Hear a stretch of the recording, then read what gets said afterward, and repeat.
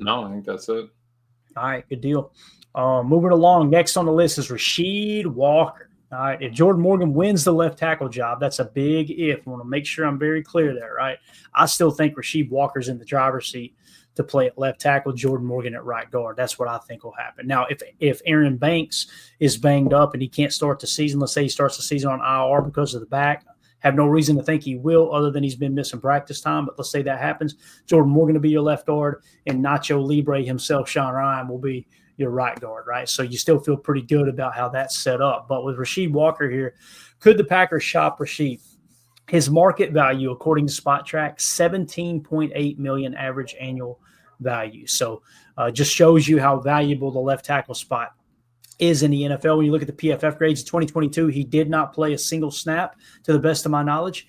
I think he was on the practice squad maybe all year long, or maybe he was on the active roster. You just never seen time. But nonetheless, 2023 is 66.3, 2024 is 68.7. The key thing here that's going to carry the most value, though, when it comes to Sheed, that pass blocking ability, 80.1. And this is what we were talking about with Jordan Morgan and why I think I would be okay with them moving on to Jordan Morgan at left tackle and keep Rasheed as the backup left tackle if Jordan Morgan indeed does beat him out for the left tackle spot.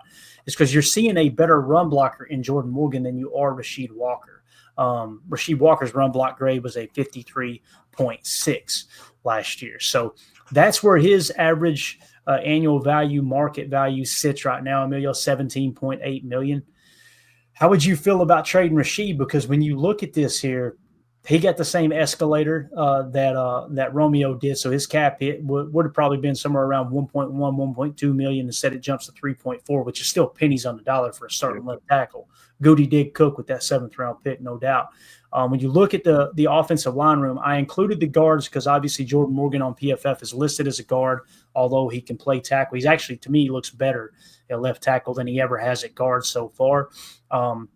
But if you trade Rasheed Walker, what would it take for you to give up Rasheed Walker, knowing that if you hold on to him, it's kind of like the Romeo Dobbs conversation.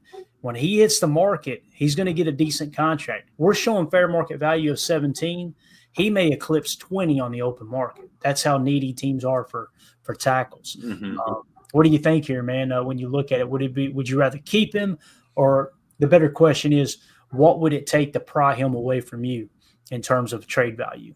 Yeah, I mean, we've already kind of seen having injuries can affect this O-line. We had that happen last year. I think Goody, Matt, and all of them they're gonna try everything to avoid that. Running into the pickle of not having enough linemen and not having enough, linemen that were ready to play. So I think this year you got to run Rasheed out. I don't think there's a point or chance in getting rid of him because of that safety net that he provides, either as a starter or as a really, really solid backup swing. And I would say if they came at me this year, that's definitely got to be if you're in dire tackle need, you can give me a first. I'll take that and we can move on. Realistically, probably a two or three. Mm-hmm. But I could get away with one first or a second and a third. But if you're going to pry him away from me, I need it to be a good deal. I need it to be a combo deal. I need to get something out of it, because if I'm going to lose a starting tackle, and they're going to have to go pay him, right? They're still going to have to do all that. But I would almost hope that maybe they can work a deal with him. But I think 2 picks or a first.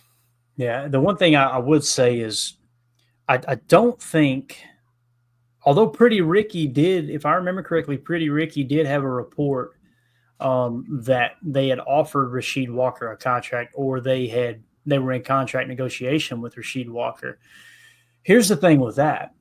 In order to make that work in terms of how the contracts are laid out in the offensive line room, right now, who are you paying? You're paying Elton Jenkins, right?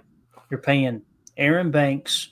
You're paying Zach Tom. Those are your big 3. Okay, if you moved on from Elton Jenkins next year and freed up $20 million in cap space, that completely that kind of balances out with Rasheed. If indeed you can sign him for, let's say, $15 million per, if you go, you need a discount if you go to him early and don't let him hit the market, right?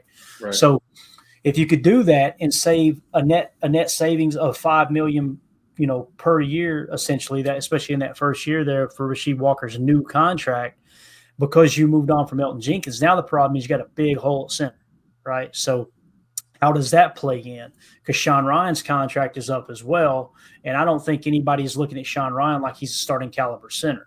So that's where the question becomes: do you go draft the new center? Do you kick Zach Tom to center and let Anthony Belton continue to work at right tackle? Here's the other thing too with Anthony Belton. There's a reason they're playing him at right tackle so much. Think about that. That's just not, well, that's just kind of how it shook out. They're training him at right tackle for a reason. Why are they trying so hard to train him at right tackle, right? Knowing that Zach Tom, we just paid him that contract and he's good to go. Why did Zach Tom's contract not break the bank of a right tackle money? Maybe behind the scenes it was, hey, we see you as our future, our center of the future.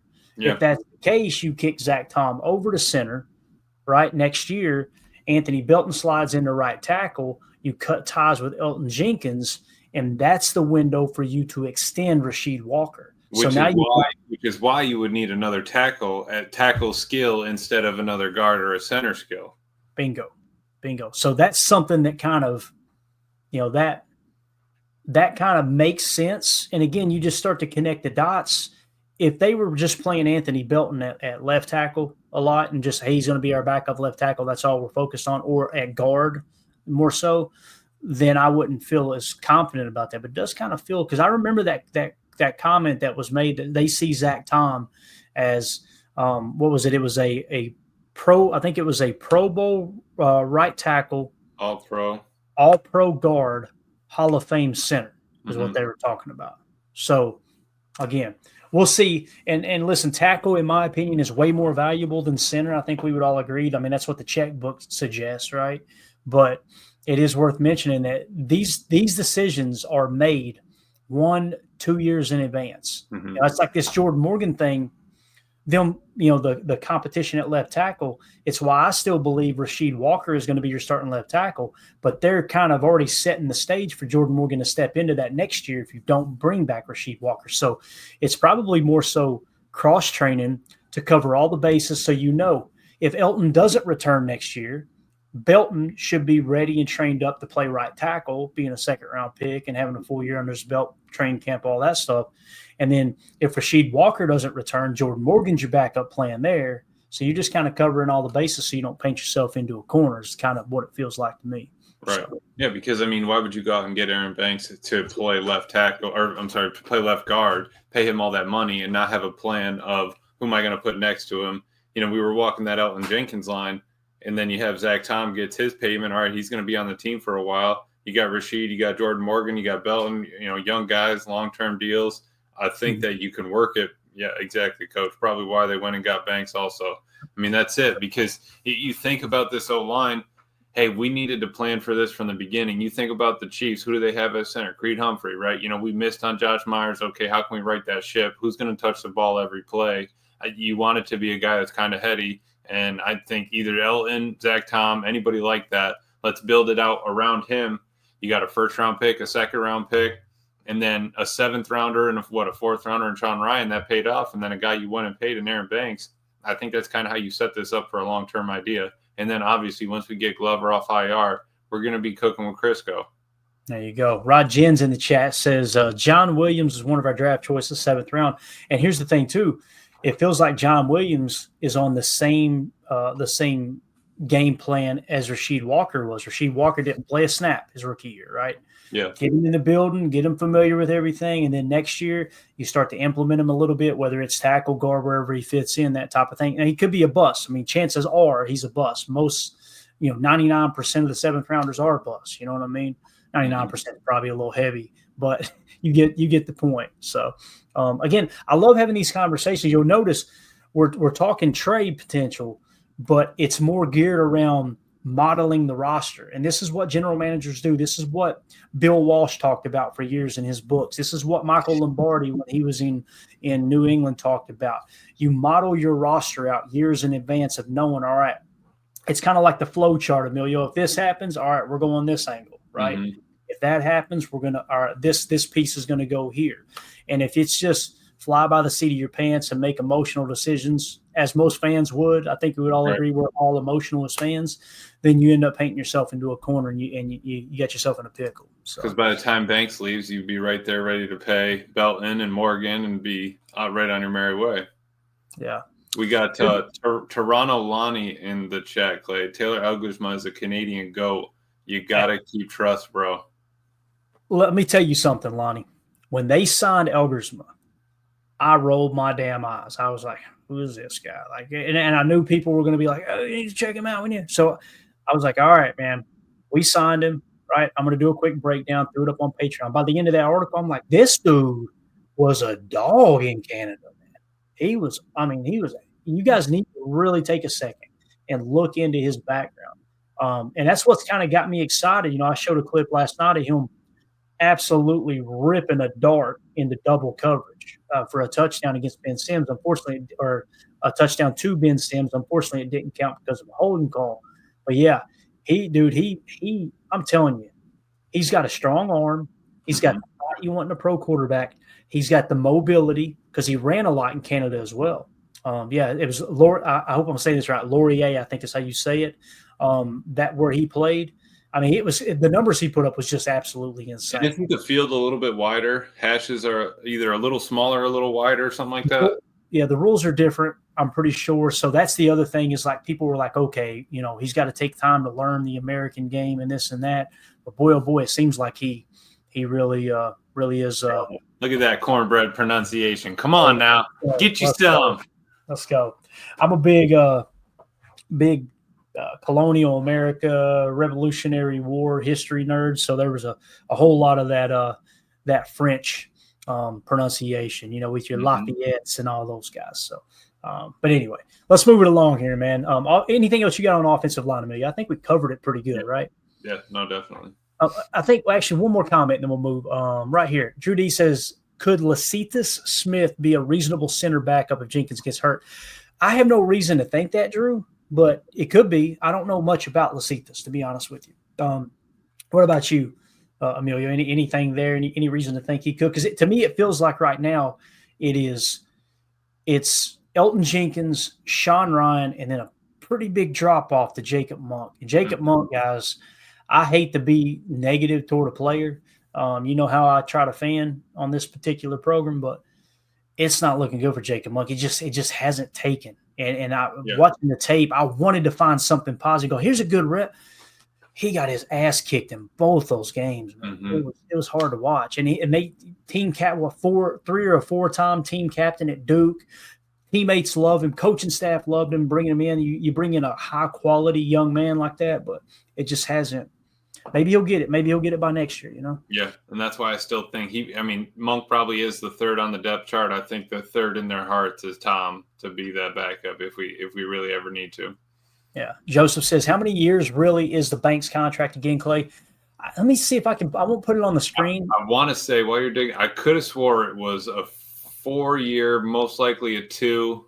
And, we could run it to 3 years if needed, which would get us into Jordan Morgan's 5th-year option and would take us over to Belton's 4th year at that point, being a second-round pick. Yeah. So I don't truly understand the potential outs that they throw out there on Spot Track. I kind of feel like that's the break-even year. Usually you get that after the 2nd or 3rd year. In his particular contract with Aaron Banks, here's how it lays out, okay? You hear this is what you heard on the headlines, okay? 4 years, $77 million with a $27 million signing bonus. You go, oh my God, that's a huge deal, right? Look at the structure and look at the actual guarantee. His cap hit this year is $9 million. Next year, it jumps to $24.8 million. The dead cap next year, however, is only $20.2 million. So the dead cap this year is a true $27 million. What that says is you could move on before next year and free up $4 million in cap. You're going to eat $20 million in dead cap. I don't think that's their plan. They're showing you with the potential out. This is the way I understand Spot Track. Is that's the year where you can kind of get out and not go in the hole on the contract, if that makes sense. You can kind of free up some cap space. So with that being said, I originally said it's a 4-year deal. It's really a 2-year deal. And the reason I said that is because when you get to 2027, he turns 30 years old.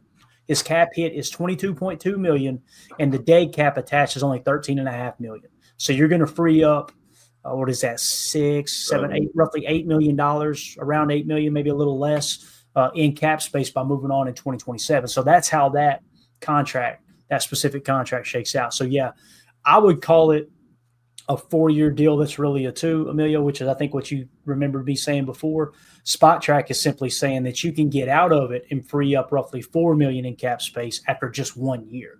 So hopefully that answers your question there, Joseph. You get anything on that, Emilio? No, that's just another possibility. I mean, now that we have him, now that you set a baseline, we can move from there. But until then, you didn't know. You'd much rather have something that you knew what you're going into the season with, rather than have another hole that you need to fill as you're trying to shuffle this line, prepping for 2 years down the road. Right. Yeah, completely agree. All right, man, let's move it along. Quay Walker, linebacker. The Packers chose not to pick up Quay